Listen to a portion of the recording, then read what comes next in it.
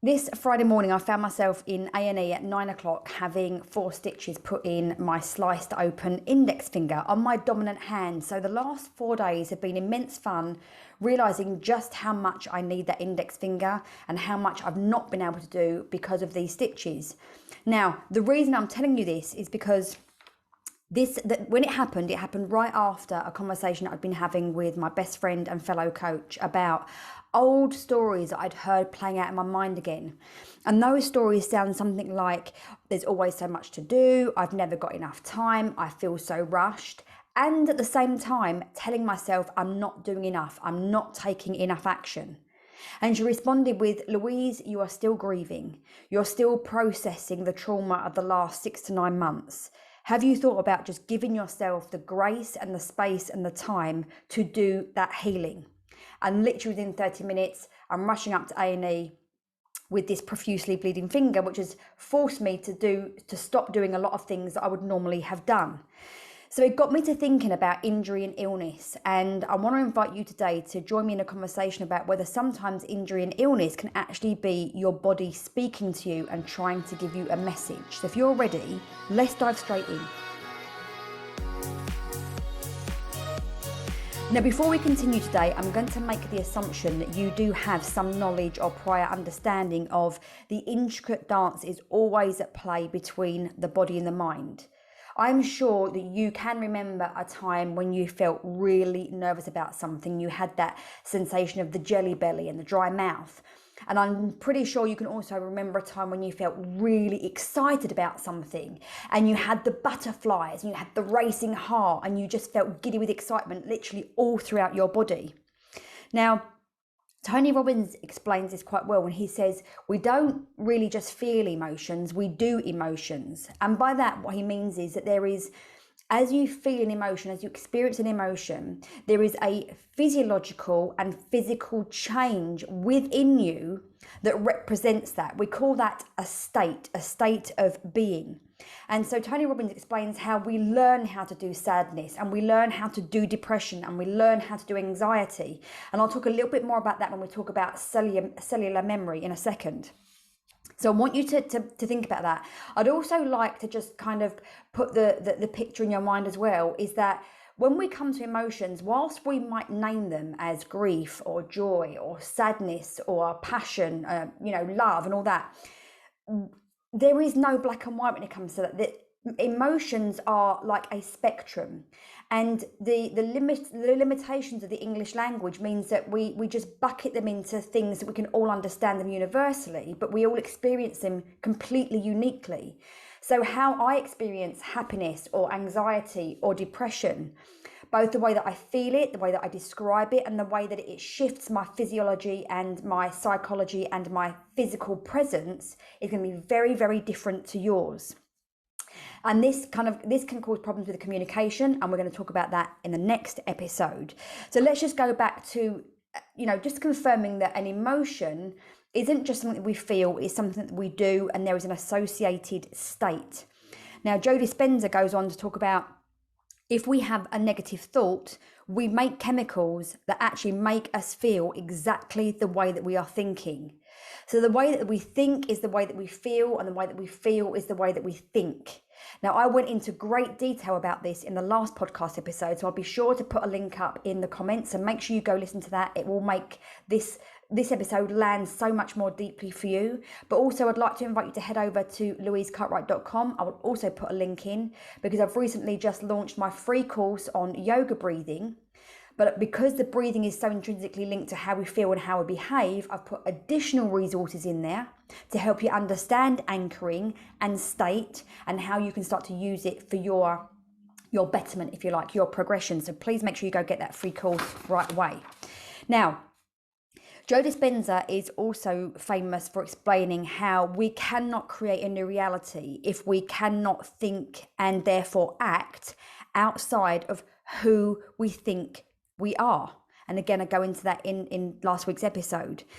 So, before I go into the 3 things that I think your body might be trying to tell you if you experience injury and illness, another reason that I know I have had this experience myself, and am currently having this experience myself, is that after I had my second child, many moons ago now. She's 21 in July.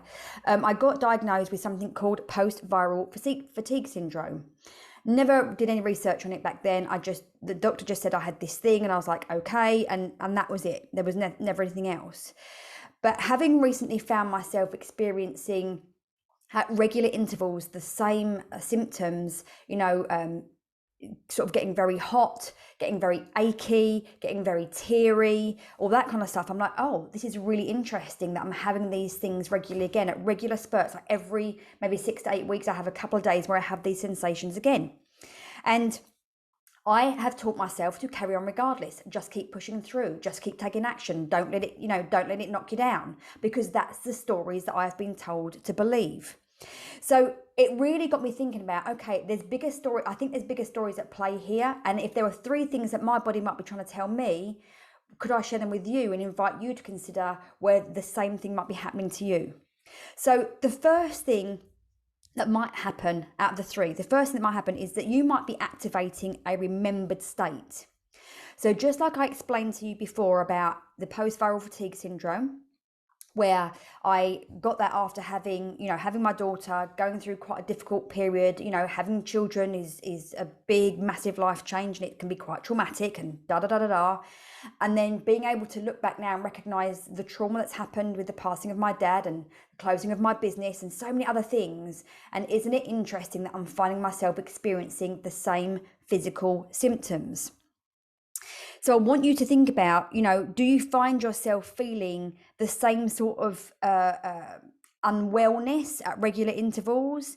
Do you find yourself getting the same kinds of illness? And you can, if you go back over a timeline, you can see how they've happened. Might not be regular, but it might be enough of a coincidence that you can see how often it's happened. And I want you to think about, what are the similarities when you have this experience of illness or flare-ups? What old habits have you found yourself getting back into? What environment or situation might create a similar feeling inside your body that's creating this same illness, because it's this response? What beliefs are you playing out? What stories? So just like I said at the beginning, not doing enough, but at the same time feeling like there's never going to be enough time.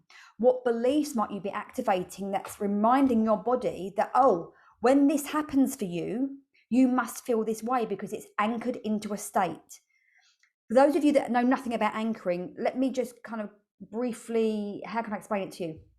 Anchoring is like when we can take an emotional state, a highly charged emotional state, and we can anchor it into, if you think about anchoring being linking, we can link it to an event, we can link it to a person, we can link it to a smell, we can link it to a memory.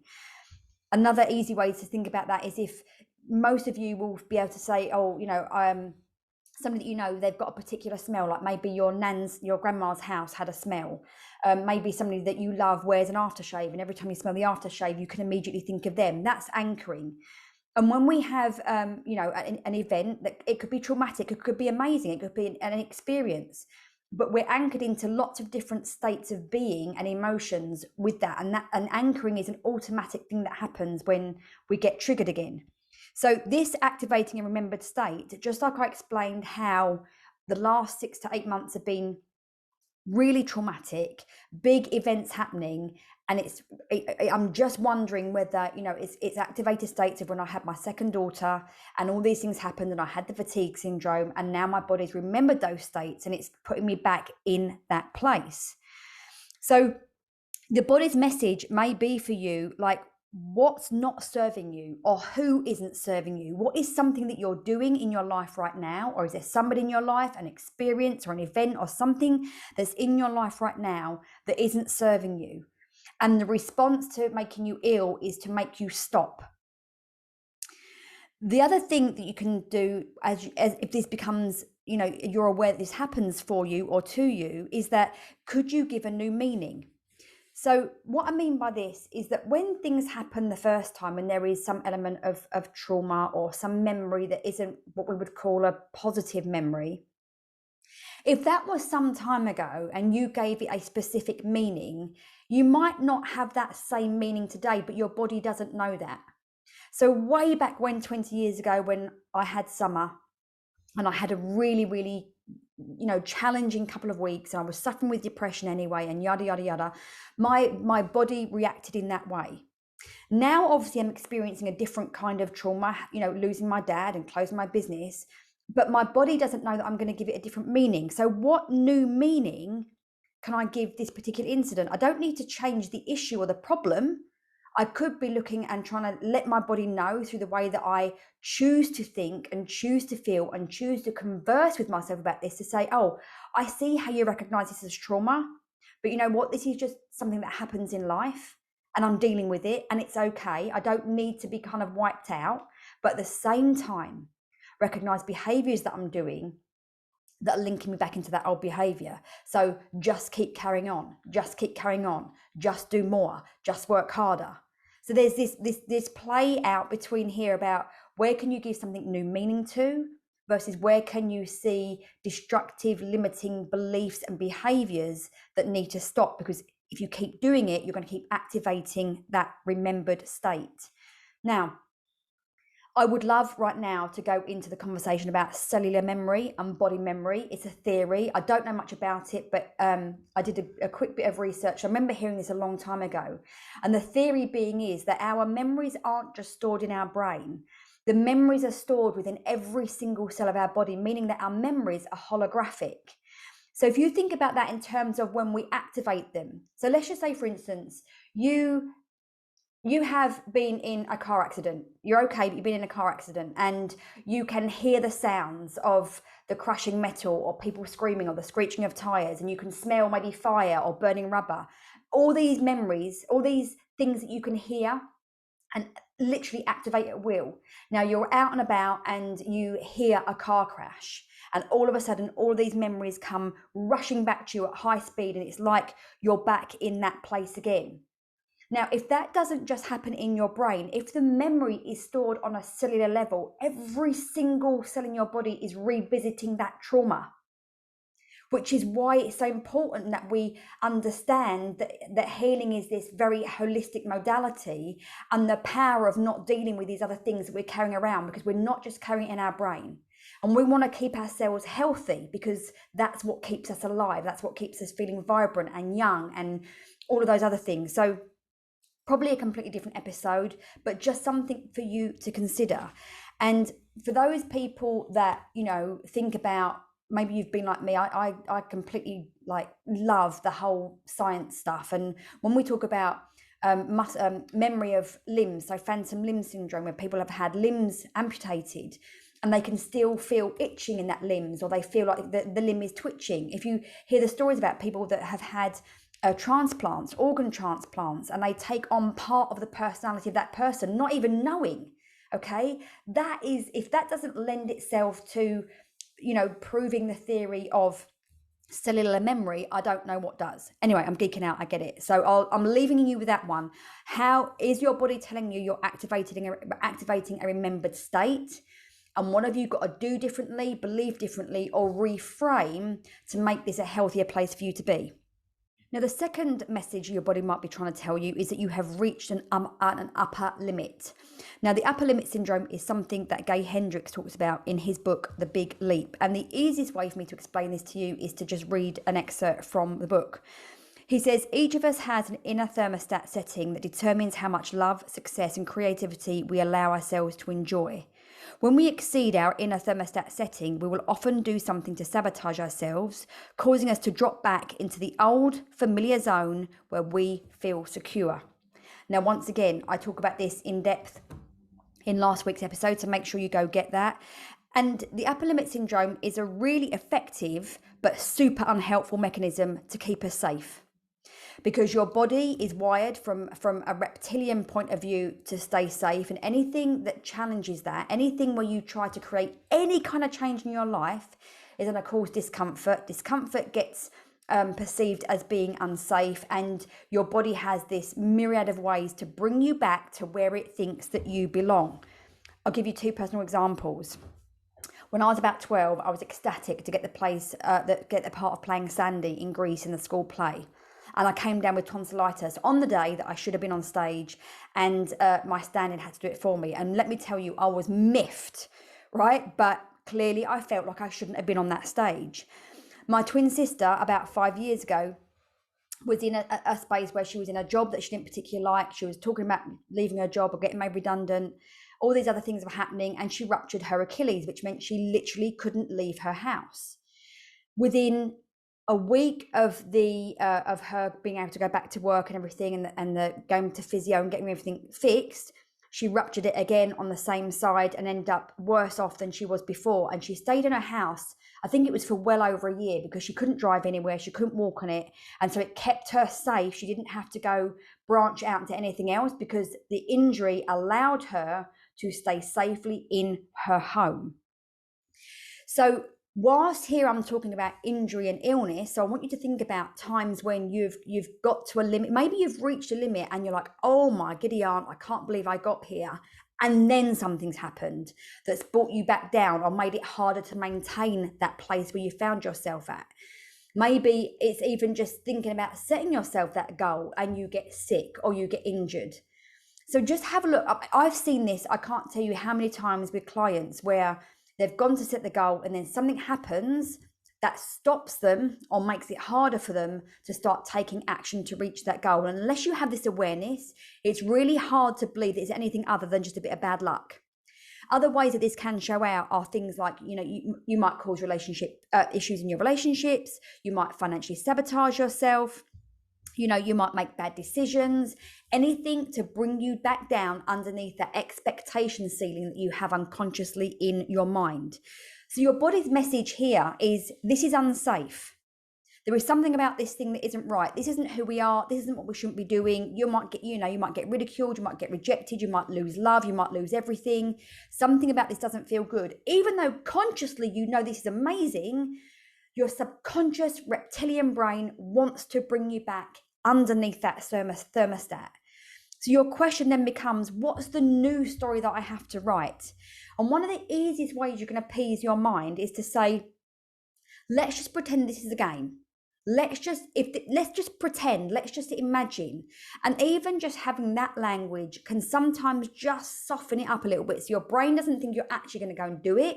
It thinks you're just thinking about it and activating it. And that can be the first step. And I want you to be really, really aware of when these things happen so it doesn't become a truth for you. In other words, okay, so I can see that I've achieved this level of something here, but now I'm having massive problems with my partner, or I'm finding myself suffering with anxiety, or blah, blah, blah, blah. Just be careful and mindful of the subtle ways that your body can sabotage you to bring you back to a level of safety. And last but not least is that when we experience illness, when we experience lethargy, when we feel overly emotional, when we feel like we want to withdraw, when we feel depressed, when we start to think about working harder, achieving more, don't waste time. This one comes up a lot for people. They start to feel incredibly unwell, and this is about not necessarily being in an anchored state, but more your body's message saying to you, I need you to love on me harder. I need you to sleep better. I need you to eat better. I need you to love on me more. Give me some more self-care. I want more fun. I need some more peace and quiet. I need to do more of what I love. It's really, really easy. And I think particularly as women, because of the roles that we play and the stories that we get told, I think it is easier for us to feel like we've got to work harder and we've got to achieve more. We mustn't waste time lazing around. But is this the story you want? Or is that somebody else's story? Is that society's story? Is that your parents' story? That's something that I've been looking at a lot today. Like, in honoring my parents' story, I'm dishonoring my own story. So when you feel illness, when you feel lack of energy, when you feel overly emotional, lethargic, withdrawn, depressed, anxious, overwhelmed, maybe your body's message is purely, I need you to love on me harder. I want you to bear in mind that we have these three major batteries, if you like, in our life. We have our cognitive battery, our mental battery, we have our physical battery, and we have our emotional battery, and they all need charging separately. They all need some time and space from you to keep them fully charged, that you live a very holistic and well-lived life, your mystic and wild life. So I hope you've enjoyed this episode. If you did love it, please do leave me a comment. And again, any questions, leave them in the comments and I'll be sure to get back and answer you. And please do share the podcast on your social media channels. Next week, I'm going to be talking to you about communication and how, if you're struggling to communicate with somebody that you love, if you're struggling to communicate your dreams and ambitions or how much you've changed and you're worried about maybe the impact on your relationship, I want to teach you some key communication skills to help you inspire others and keep your relationships alive. So I look forward to speaking to you in the next episode of the Your Rich Life podcast.